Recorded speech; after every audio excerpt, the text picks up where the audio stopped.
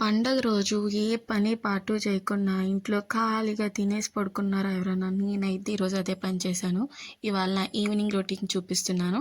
అంతకన్నా ముందు అందరికీ హ్యాపీ శ్రీరామనవమి. రీల్స్ చూస్తుంటే నాకు ఒక వీడియో కనిపించిందనమాట. ఏం లేదు, చుండ్రు ఏమన్నా ఉంటే పోతుంది అని చెప్పి ఎప్పటినుంచో లెమన్ పెడుతున్నాను, అలాగే కీటో క్యాన్సల్ వాడాను, అయినా రిజల్ట్ లేదనమాట. అందుకని ఇవాళ నేను కర్పూరం, పసుపు, నిమ్మకాయ కలిపి హెడ్కి పెట్టుకుందామని అయితే డిసైడ్ అయ్యాను. ఇది రీల్స్లో వచ్చిందనమాట. ఖాళీగా ఉన్నాను కదా అని ట్రై చేస్తున్నాను. అందులో పండగ కదా, ఇవాళ సోంబేరిలాగా అలా పడుకునే ఉన్నాను అనమాట. స్నానం చేయాలి అని చెప్పి గుర్తొచ్చి ఈవినింగ్ లేచి స్నానం చేయడం కోసం ఇది ప్రిపేర్ చేసుకుంటున్నాను అనమాట. చాలా మంటగా అనిపించింది, ఏంటో జుట్టు ఊడిపోద్దేమో అనుకున్నాను. అలా ఏం లేదు, హెడ్ ఆరాక చెప్పాలన్నమాట. ఎందుకంటే ఇప్పుడే కదా స్నానం చేశాను, ఇప్పుడే వీడియో తీసి ఇప్పుడే ఎడిటింగ్ చేసి ఇప్పుడే వాయిస్ ఓవర్ ఇచ్చేస్తున్నాను అనమాట. అందువల్ల రిజల్ట్ వెంటనే చెప్పలేను, నెక్స్ట్ వీడియోలో చెప్తాను.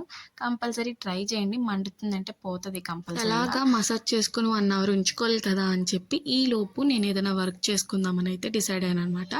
అందుకే మొక్కలు తీశాను.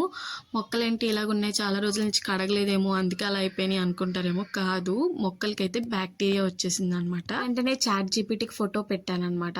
చాట్ జీపీటీకి ఫోటో పెట్టిన వెంటనే సొల్యూషన్ చెప్పింది. ఏం లేదు, బ్యాక్టీరియా వచ్చింది, కంగారు పడే పని ఏం లేదని చెప్పింది అనమాట. అందులో నాకు మనీ ప్లాంట్స్ అంటే చాలా చాలా ఇష్టము.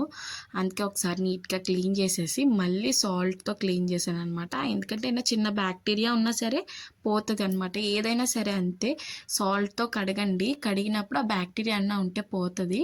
నేను అలా క్లీన్ చేస్తున్నాను. తర్వాత వాటర్ పట్టేసి అందులో కొద్దిగా పసుపు వేసాను అనమాట. ఎందుకంటే మళ్ళీ బ్యాక్టీరియా తిరిగి ఫామ్ అవ్వకుండా ఉంటుంది, యాంటీబయోటిక్ లాగా కూడా పనిచేస్తుంది అని చెప్పి వెంటనే మొక్కలు అందులో పెట్టేసి నేనైతే హెడ్ బాత్కి అయితే వెళ్ళిపోయాను.